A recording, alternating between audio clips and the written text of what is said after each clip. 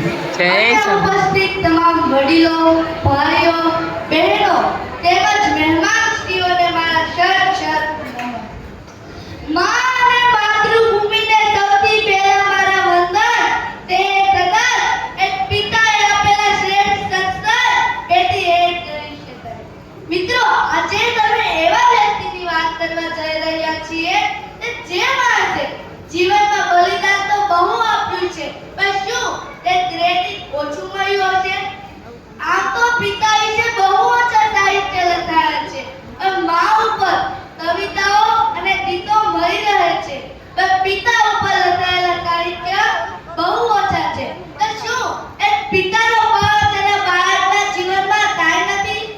એક પિતાનો ભાવ પણ તમારા જીવનમાં એટલો જ છે જેટલો એક માનો છે.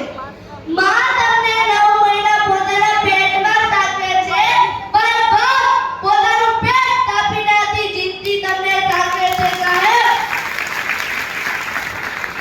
તમારા જન્મ પહેલા તમારા પપ્પાના ઘણા સપનાઓ હશે, એને પૂછજો, પણ તમારા જન્મ પછી તમારી જવાબદારી પછી એના બધા સપનાઓનું બલિદાન આપી દીધું.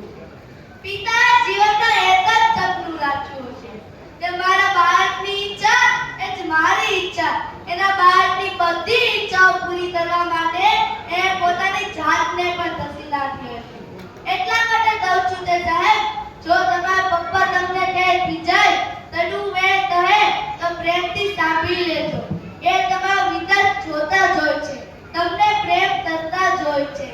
દુનિયામાં તમે પિતાનું ઋણ ચામડાની મોજડી બનાવીને પહેરશો ને તો પણ તમે તેનું ઋણ નહીં ચૂકવી શકો. સાહેબ, આપણે તો હમણાં નવું શીખ્યા છીએ કે ક્યાંક પપ્પા થોડું ખીજાય તો સામે ધમકી આપી દઈએ છીએ તો હું ઘર છોડી દઈશ, આમ કરી નાખી, તેમ કરી નાખી.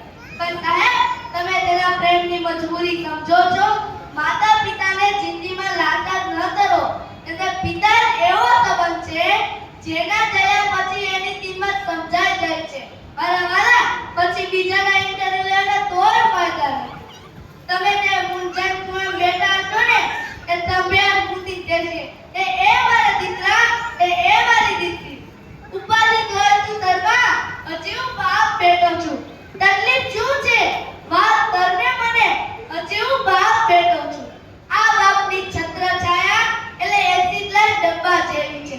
જ્યાં સુધી તમે અંદર બેઠા છો ને ત્યાં સુધી તમને એક પણ તકલીફ નહીં આવે. જ્યારે તમારું છેલ્લું સ્ટેશન આવશે અને બહાર નીકળવાનું થશે ત્યારે તમને ખબર પડશે કે દુનિયામાં કેટલો રસ્તો છે અને રસ્તામાં કેટલા ખાડા છે. એટલા માટે કહું છું કે સાહેબ, રોજ તમે તમારા પિતા સાથે 10 મિનિટ ખુશીની વાતો કરજો. જિંદગીમાં બાપ તો બાપ છે સાહેબ. પિતા વગરની જિંદગી એટલે ભગવાન વગરનું મંદિર. પિતા વગરની જિંદગી એટલે ભગવાન વગરનું મંદિર. પિતાનું અમીર હોવું એ ગરીબ હોવું નહીં, પરંતુ પિતાનું હોવું ને એ સૌથી મોટી દોલત છે સાહેબ.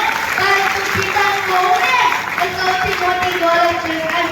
તમારી મર્યાદાને ધ્યાનમાં રાખીને હું મારી વાણીને વિરામ આપું છું. અસ્તુ.